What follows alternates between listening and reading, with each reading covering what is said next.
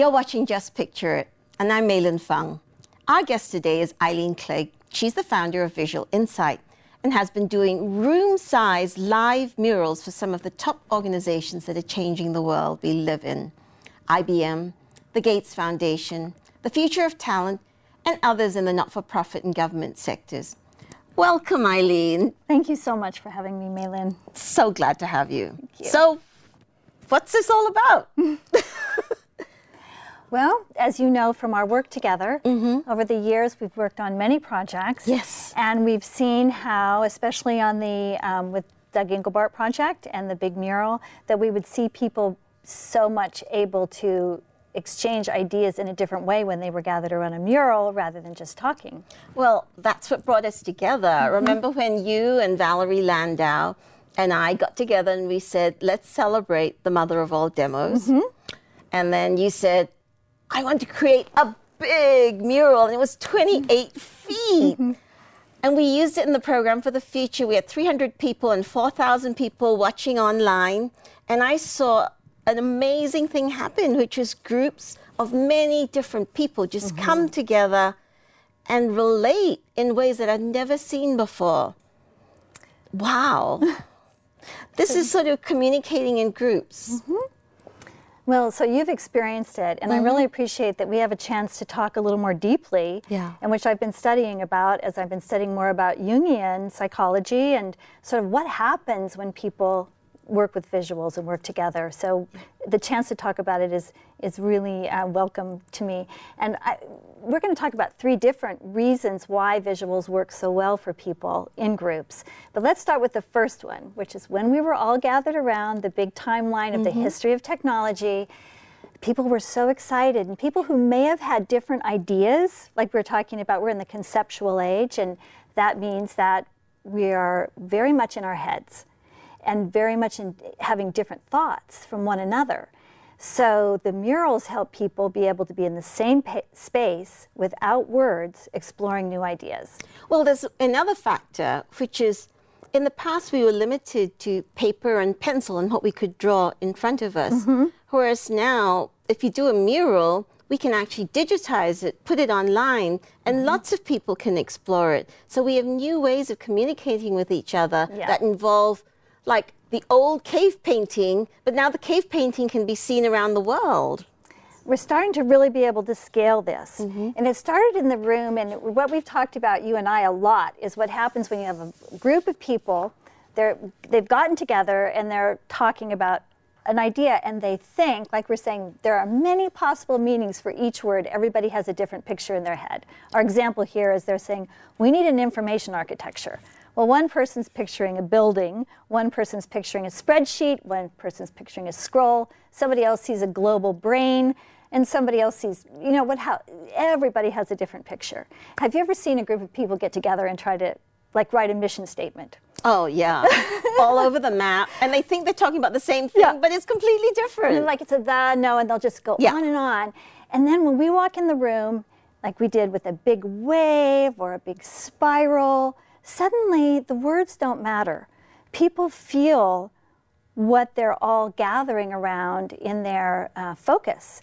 And they're able to talk in a more free way, in a more transparent to one another. And it's less threatening because words kind of close down an idea, whereas images free them, as we say.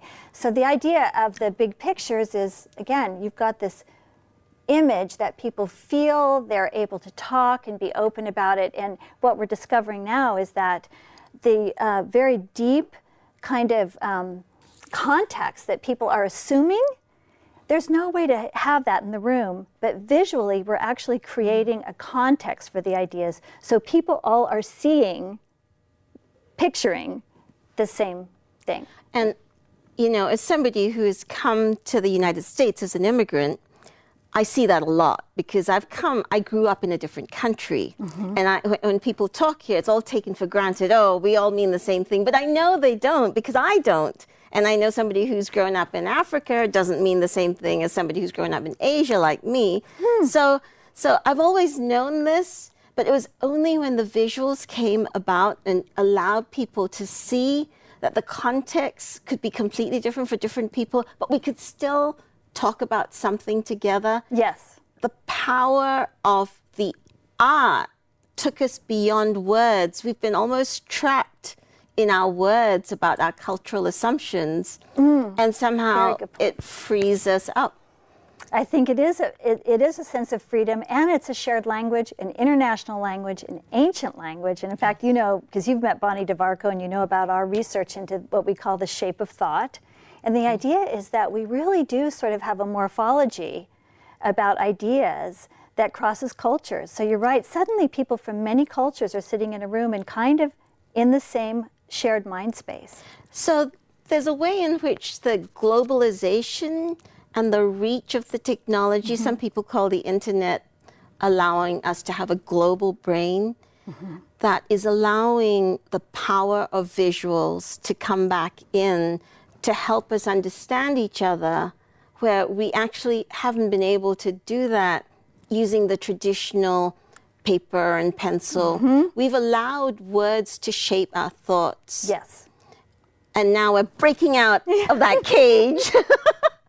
Yes, we're going back to move forward. Yeah. It's only been like a few hundred years where visual has not been so much part of daily life. This is part of our human history. Back to the future. Because our brains for thousands of years have been communicating in groups with people around pictures, looking at landscapes, looking at cave paintings, drawing things on the sand. This is what our brains are wired to do. So it's wonderful for you to have done this deep exploration, but I understand you're also actually taking a master's course about this. Tell us about that. Well, the reason for that is I've been doing this, as you know, for 10 years, having the front row seat to so many exciting, innovative leaders in our world, and seeing them be able to gather around the visuals and feeling a little bit perplexed, like, why is this so profound? And are there ways that we could even improve the tool? So I decided I wanted to learn a little bit more about not just cognition, but also what our friend, yours and my friend, Betsy Burroughs calls the Milky Way brain. Oh, yes. The Milky Way brain. So this is our spiral outside. So we'll get back to your question by taking the long way around. But if you think of the size of your prefrontal cortex as about 1 meter, the rest of the brain is the size of the Milky Way.